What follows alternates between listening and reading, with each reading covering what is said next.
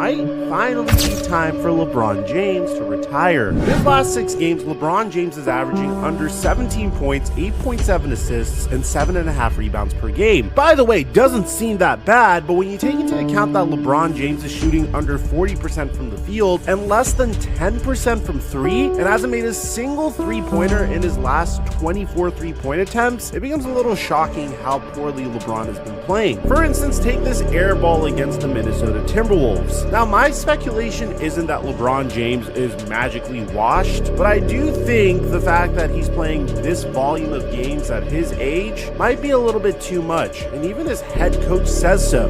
We are measuring players. You can tell if a guy's running hot. I don't know that's in the best interest of him and us if he does that. If he's feeling well, he should play, but we obviously manage that as best we can. It's truly remarkable that our expectations of LeBron James are greater than this, especially considering the fact that he will be turning 40 years old this year. But LeBron James is experiencing one of the worst stretches of his career right now, so it's fair to speculate that There are moments in sports when time seems to stop, when the noise of an arena fades, when the history of a career tightens into a single breath, and when a player who has outrun age, expectation, logic, and gravity finally meets the one opponent no athlete has ever defeated. On Thursday night in Toronto, inside a building LeBron James has conquered dozens of times before, that moment arrived. The streak was over. The myth cracked. The King, after nearly 2 decades of scoring at least 10 points in every regular season game, finished with only 8. LeBron asked JJ if there was kind of some element of the basketball gods there in those final seconds, streak and all that, but you got a better pass. Rui's open in the corner. He ends up hitting the shot. Can you just take us through that sequence and how it results? Just playing the game the right way. You always make the right play. That's just been my MO. That's how I was taught the game. I've done that my whole career. There's not even 1 second guessing that. Once they doubled AR and the ball got swung to me, I know it's a numbers game. We got a 4-on-3 advantage, and I was just trying to put the ball on time, on target, and right in Rui's socket, in his shot pocket, and he knocked it down. So you get the stop on the other end, no timeout, but Rui said in the walk-off that you communicated to him at some point. I don't know if you said, hey, I'm going to get you or get you the ball, or you get to it. What did you communicate? How did you do it in that amount of time with no timeout, no stop? I wanted to put him in a payoff spot. I looked over at their bench, and obviously we didn't want to call timeout. We had a good flow. AR been cooking all night, and I started seeing their coach kind of, telling Scotty Barnes to possibly double. So I wanted to keep Rui on the same side to be my payoff spot. But what made the night unforgettable wasn't what LeBron lost. It was how he chose to lose it. His Los Angeles Lakers still walked away with a win, 123-120, thanks to a last-second dagger from Rui Hachimura. And on the play that ended his historic streak, LeBron James, NBA scoring king, 4-time champion, architect of 3 franchises, did not hunt a shot. He did not muscle his way into the lane to force one more basket. With the noise rising and the clock dissolving, he made the one decision that has defined him for 23 years. He passed the ball.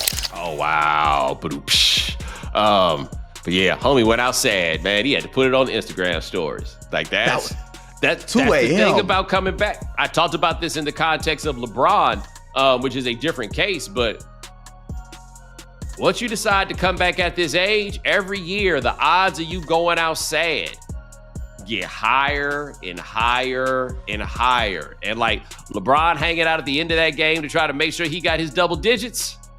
Ooh, that wasn't going out happy.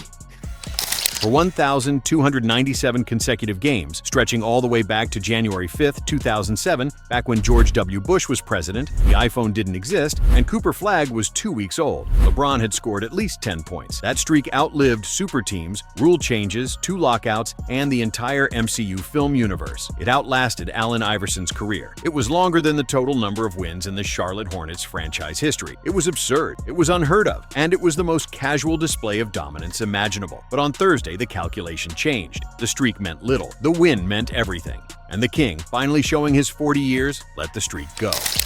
This is one of the top 4 players in the history of basketball. I believe top 2. And I believe last night was a perfect example as of why that is. He's only been back for 6 games from the sciatica. Yeah. Clearly he's not 100%. He's only averaging about 14 a game, shooting about 41% from the field, 26% from three-point range. Who cares? The bottom line is that it's not an aberration what he's done. What LeBron James did last night is what he's typically done throughout his career. Remember, he came into the league even as great as he was, nobody was looking at him as some straight bona fide scorer like an MJ or Kobe. He was mentioned in the same breath as somebody like Magic because he was willing to make the right play. And last night, that was the right play. Give a damn about double-digit scoring or whatever. He could do that in his sleep. He made the right play, hit Hachimura in the corner. They win the game. The Lakers are a top 2 seed in the Western Conference. And the other thing that it shows, because Austin Reeves is averaging 29 a game. Yeah.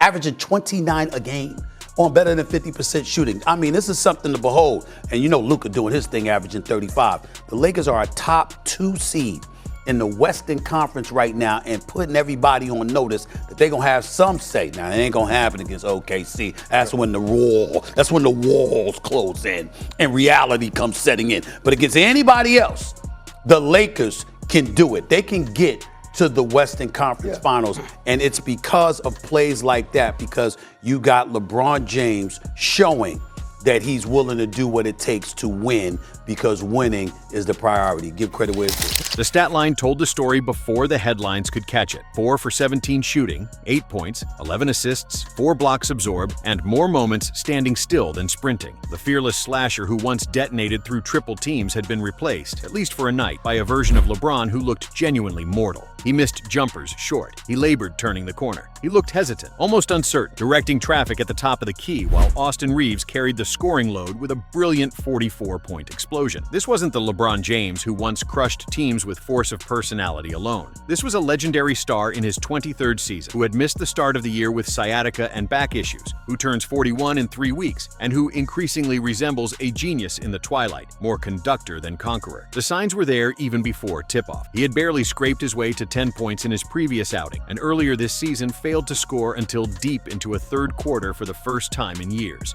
When the Lakers checked him back in with 5:23 remaining against Toronto, the stakes were dual, the game and the legacy. He missed a mid-range jumper at the 1-minute mark that would have saved the streak. That was his last chance. And when he got the ball again, with just seconds left, a moment scripted for Hollywood, for redemption, for legacy inflation, he did not shoot. He passed, just as he has always done. And the streak, like the years, drifted away. When Rui Hachimura's 3 splashed through the net as the buzzer sounded, LeBron lifted his arms in triumph, not for himself, but for the win. When reporters asked afterward what thoughts he had about the streak ending, he didn't hesitate. None. We won. There is something poetic, almost cinematic, in that answer. LeBron James is the NBA's all-time scoring leader, but he has never lived like a pure scorer. His career has always been a rebellion against the Jordan-era obsession with alpha dog mythology. He has always made the right play, even when the world demanded the dramatic one. He has never prioritized the stat sheet over the scoreboard. His streak ending with a game-winning assist is, in truth, the most LeBron James thing imaginable. As Lakers coach J.J. Redick said afterward, the basketball gods reward players who do it the right way. For 2 decades, LeBron resisted time with a ferocity no athlete has ever matched. Kareem aged gracefully,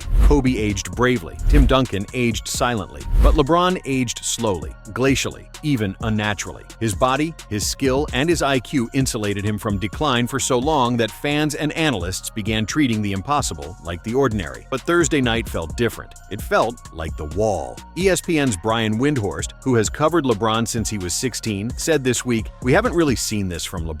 This is the first time he's looked this old consistently." The numbers back that claim. Through 6 games this season, he's averaging 14 points on 41.3% shooting, both career lows. His injuries are piling up: right sciatica, left foot arthritis, a back issue, chronic soreness from years of playoff runs. History tells us that elite players don't fade gradually. They fall off a cliff, and when that cliff is near, you don't always hear it. You feel it. Thursday night felt like the breeze from that cliffside. This isn't a eulogy for LeBron James's career. He will still have 30-point nights. He will still punish mismatches. He will still quarterback an offense with the precision of a savant. And he will most likely start a new double-digit scoring streak in his next game. But the inevitable is finally visible. His contract expires after this season. His injuries are mounting. His role is shifting from centerpiece to sage. And for the first time in sports memory, LeBron himself looks like someone who knows the finish line is somewhere on the horizon. The comparison to Kareem, Kobe, and Shaq is obvious. Even the greatest giants eventually bend under the weight of time. But LeBron's legacy is not fading. It is fully formed.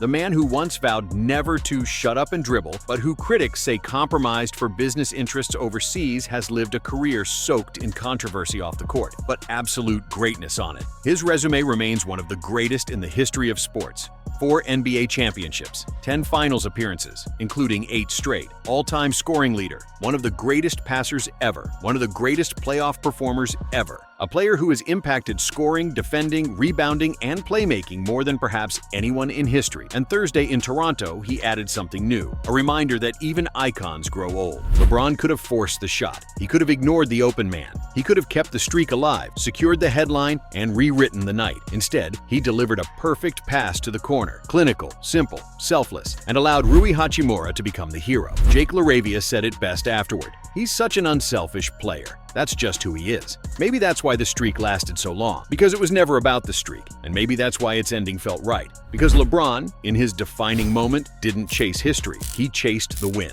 The streak is dead. The king is aging, but his greatness is true. Greatness has never been clearer. Because even at 40, even after 1,297 straight double-digit games, even on a night his shot abandoned him, LeBron James still made the right play. And the basketball gods, as they always do with him, rewarded it.